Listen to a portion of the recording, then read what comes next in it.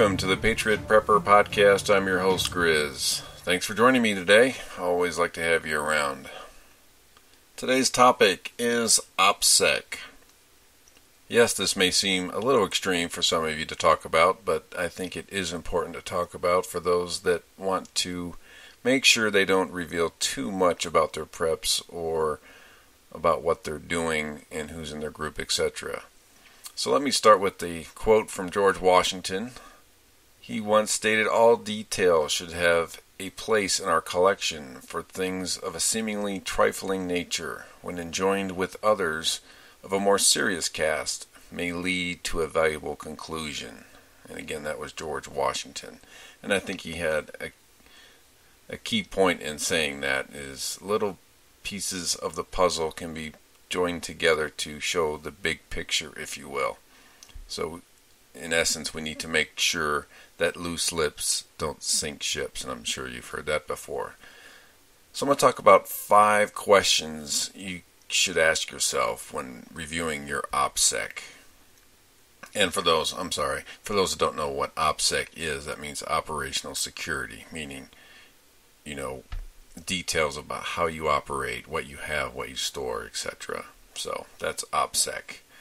Military uses it constantly, and I think it does apply in the prepper world here.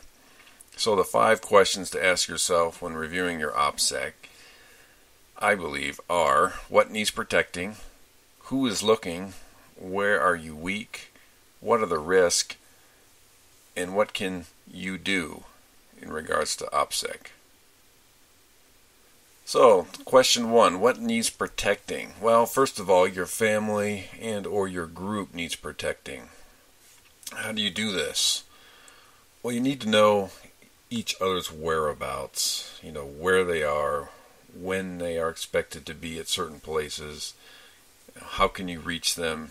That could include, secure means for radio checks, having certain codes when you do your radio checks, via the ham radio, via, marine radio, whatever method you're using, just to have some type of secure means of radio checks. Maybe have hidden codes for, under duress, etc. And don't let those codes out. Just let your group know that are using the radios what those codes are. You should randomize your shift change schedules. If you have security patrols, if you have just simple tasks as gardening, water collection, whatever. Randomize those shift times so a pattern can be recognized. Having a regular scheduled activity leads you to, ambushes, attacks, what have you, if they can be predicted. Have randomized muster calls. Make sure everyone's there that's expected to be there. Check on their health and well-being, their supplies. Just make sure everyone's there that needs to be there. And if someone's missing, make plans to find out where they are or why they're not there. So that's just basically protecting your family, your group, your activities. Just you don't need to let everyone know what your schedules are. A subtopic of that is the buddy system. No one should go anywhere alone. They shouldn't sit at post alone. They shouldn't do security checks alone. They shouldn't even garden alone or go get water alone. The buddy system is very important. Another thing that needs to be protected is water. Your sources of water, places where you store your water, methods you use to purify water, whether it be just boiling, whether you have lots of purifying tablets around, your filters, all that stuff, and what you have and how you do it doesn't really need to get out to the public. Food, of course your food needs protected. This includes your livestock, what they produce, and the livestock feed that you provide your livestock. Places where you store your food supply. I should say place or places where you store your food. That doesn't need to be known to the public. And again, letting this information out lets them plan their attack or lets them plan ahead via, bartering, etc. So this stuff needs to be protected information-wise, not only physically, but information-wise. Don't forget about the equipment you use to preserve your food. Your dehydrator, your water canning, water bath canning equipment, your pressure canning equipment, jars, the lids, the rings, vacuum sealing equipment, seeds, your heirloom seeds, fertilizer, that could also mean manure. Now again, if stuff's really hitting the fan, no one needs to know all your capabilities, your supplies. Gardening equipment, water delivery devices, whether it be hoses, buckets, piping, the system you have in place, all that information needs to be protected. And your shelter and location needs to be protected. Yeah, they may know where you are in general, but don't advertise, the location or the layout of your homestead or your bug out location. They don't need to know where your posts are, how many you have at each post, where your weak areas are, where possible places they could survey your property. So you can do this by, installing trip lines, alarms, etc. Establishing funnel zones, where they have to go through if they want to get to your place. Establishing funnel zones. And you need to understand the local topography of your local area, so get those topography maps. Know where places are where people can easily travel, like refugees or other hostiles. Know those places where they can travel and possibly see what's going on at your place. So know your neighbors, whether they be good or bad. Know who surrounds you and who deserves information about your activities and who doesn't. And of course, you need to protect your weapons and ammunition information. No one needs to know how many weapons you have, what type of weapons you have, whether it be short range, long range, shotgun, pistols. No one needs to know what type of weapons you have or the amount of ammunition you stored. Now, bragging about how many weapons you have or how much ammunition you have, you might think that's going to scare them away from trying to, quote, invade your homestead. Well, that just means they need to bring a lot to then gain what you have for their storage. So don't even drop hints. Don't even say you don't have any weapons. Well, that means you're very vulnerable to attack. And giving the number of people in your group can also provide information regarding how many shooters you possibly have, how many people you would have on patrol day and night, etc. So any hints regarding your food, your water, your weapons and ammunition, any part of your infrastructure here is very important to protect. So talk with your group, let them know what hints should not be let out to the general public. And your tools and hardware, your nails, your screws, your hammers, your saws, your gardening equipment, as well as implements for your tractors and or trucks. In general, you'll hear this story over and over as I talk. These are just some key notes on elements of your homestead here that don't need to be let out. Transportation and fuels, your horses, trucks, tractors, what type of fuel you use and store, gasoline, diesel. It might be wood chips for a gasifier to run the generator. And this also would include solar panels and batteries. So information regarding all of this stuff needs to be kept within the group, and the group needs to know what they can talk about and what they cannot talk about. And still, in the protection area here under OPSEC, keep your capabilities tight-lipped.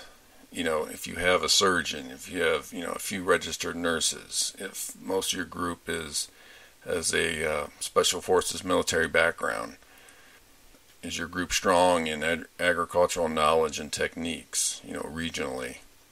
Again, some of this stuff is going to be good for bartering, but again, a lot of this stuff is going to be sought after by other groups. So that gives you an idea of what needs to be protected.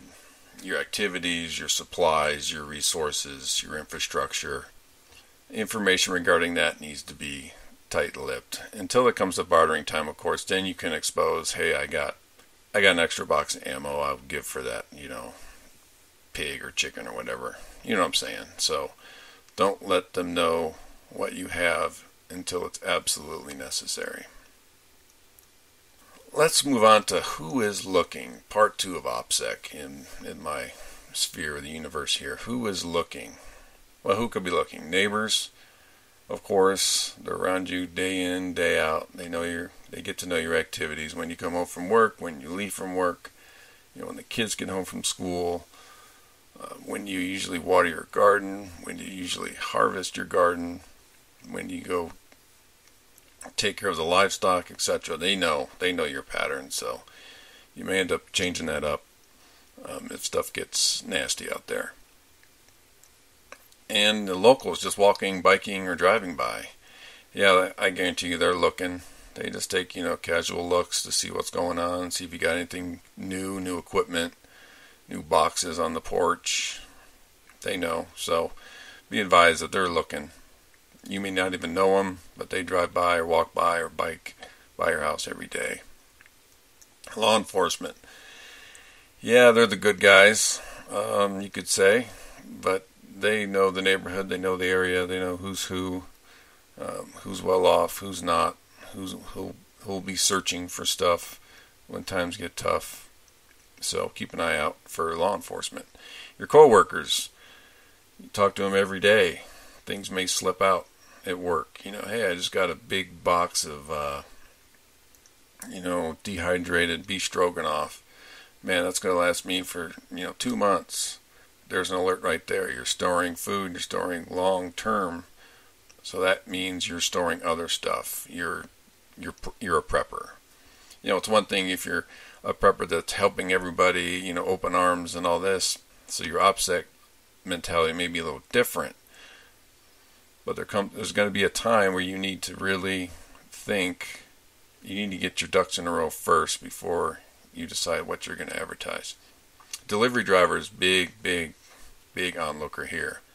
They're bringing that dehydrated food to your front porch. That's if you order via, internet or catalog, what have you. So they know, hey, I've delivered so much food to that house, and I've delivered very, very heavy boxes from the Midway internet site. The ammunition, the primers, the casings, the bullets, etc. So they know in general what you have in the house. So just be advised of who's looking, who's taking notes, who could look, who could take notes. And those are the same people that may be at your front door when times get tough. Okay, where are you weak? Good question to ask when you're thinking about OPSEC. One, you don't ever want to tell anybody your weaknesses. Yeah, they may identify some. They may see you horribly, or they may see you as not as a carpenter. They may know you have to hire it out every time you need, a door installed or simple, railing for your stairs installed. So they have an idea that you're not a carpenter. Okay, that's some things you just can't hide, but never purposely expose your weaknesses because they will be taken advantage of. So here's where we have to say, okay, realistically, where am I weak? Do I need medical personnel in my group? Am I good at security? Do I have my perimeter secured? Do I have options available to secure my perimeter? Do I have alarms set up? Am I aware of how to do a security patrol? Are my food preps weak? Are my gardening skills weak? Are my food preservation skills weak? Can I cook with limited supplies and equipment, like tomorrow? How am I with water collection, water purification, storing the water? Is it out in the open? Is it mostly inside? It's a mixture of both. Where is that weakness? And don't forget about your hygiene discipline. Are you weak or strong in hygiene, your planned hygiene? Where are people going to go to the bathroom? Are you going to use, semi-truck trailer fulls of toilet paper, or are you going to do the more common sense of using rags and cleaning the rags? So be realistic where your weaknesses are so you can improve on them now instead of later when it's too late. And again, never expose your weaknesses, and that's the biggest part of the OPSEC here, is never expose your weaknesses unless, you know there's a surgeon that lives next door, then you can approach him now or her and say, hey, we'd like to be in a little community here when stuff gets ugly. It'd be nice to have you. And that would strengthen your medical area. So that's just one example. Okay, what are the risks? There is a risk in not sharing information. I do like helping others. I do like showing them, skills, showing them equipment or supplies they should probably have on hand. I use the whole thunderstorm or tornado takes the power out. That's the kind of the thing I go by when I talk about preparing. Hey, can't you just at least get a week of food and batteries? Or because usually if you plant the seed with prepping, they'll go farther on their own. They'll realize, hey, you know what? I would feel safer if I had a month of supplies or maybe 2 months supplies.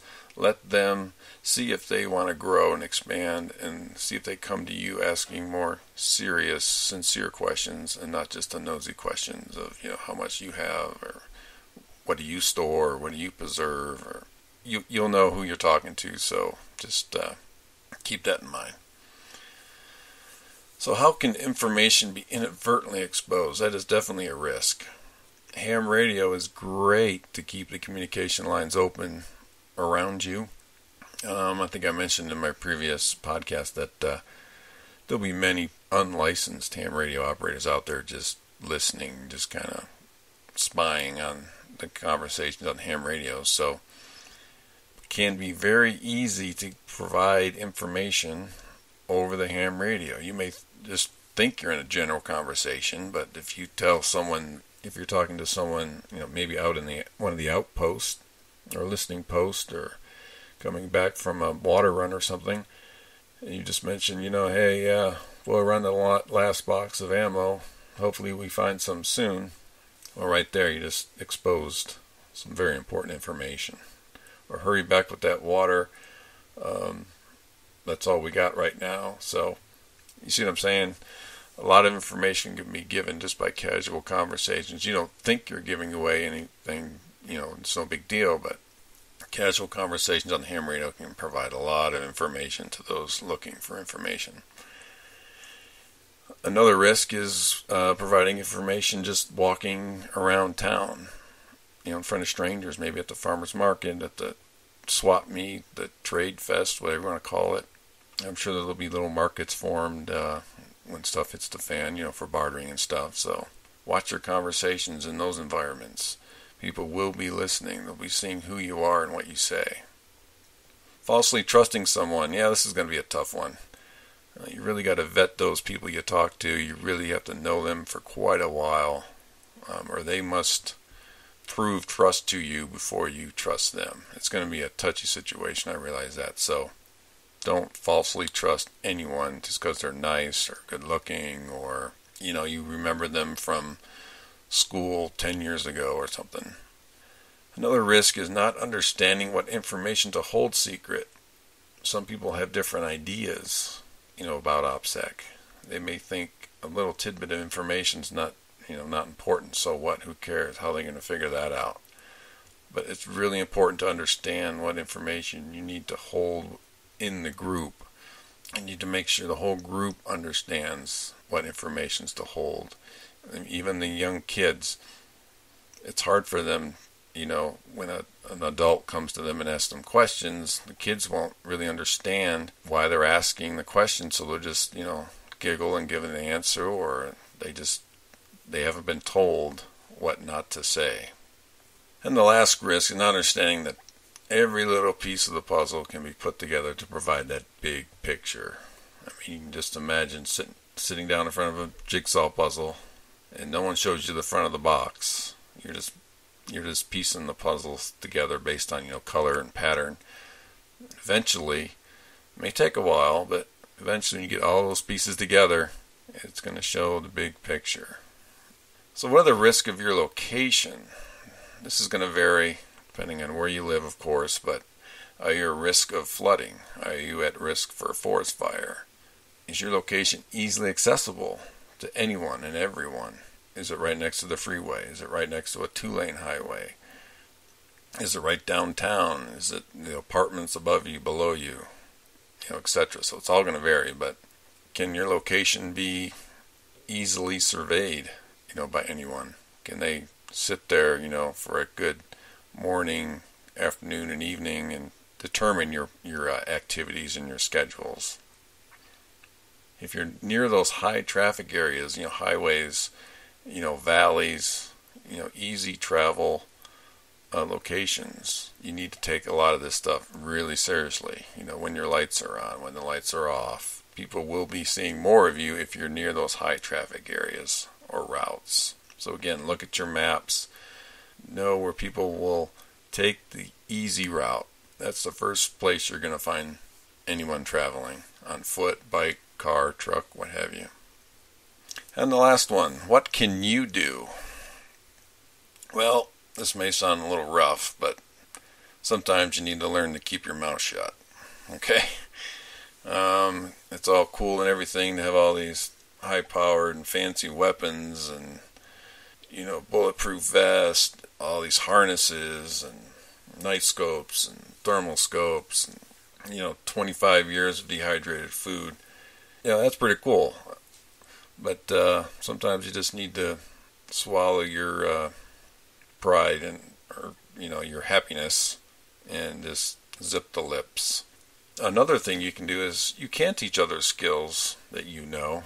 I mean, if you're a mechanic, you can help people fix their cars. You don't have to relate it to prepping or SHTF.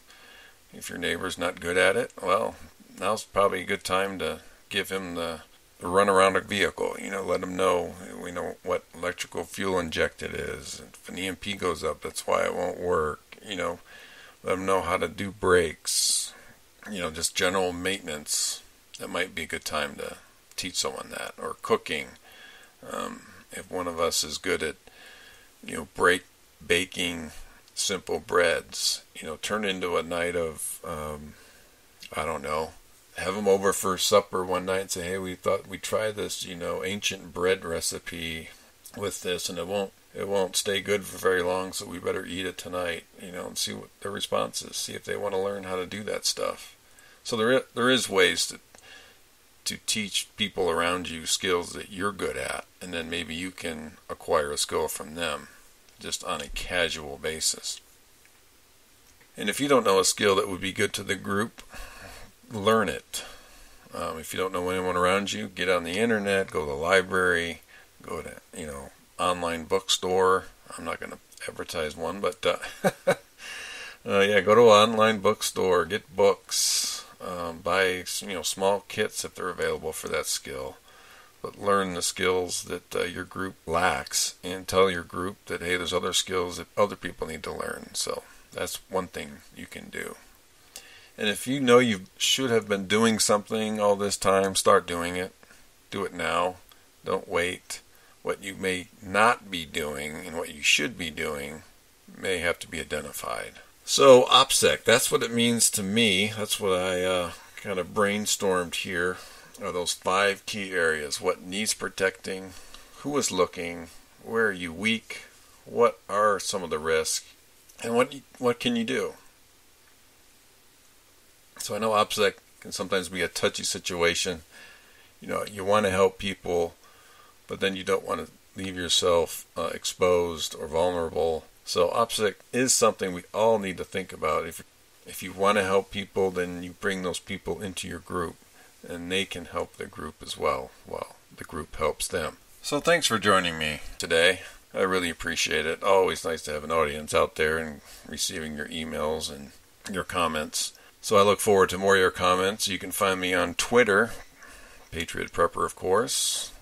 I'm also on Facebook, Patriot Prepper. And I am on YouTube, Patriot Prepper. Please feel free to email me directly at patriotprepper@yahoo.com. So many ways to contact me with your comments and suggestions. I always appreciate it and I enjoy reading them. So in closing, I leave you with this. It is better to have and not need than to need and not have. God bless America.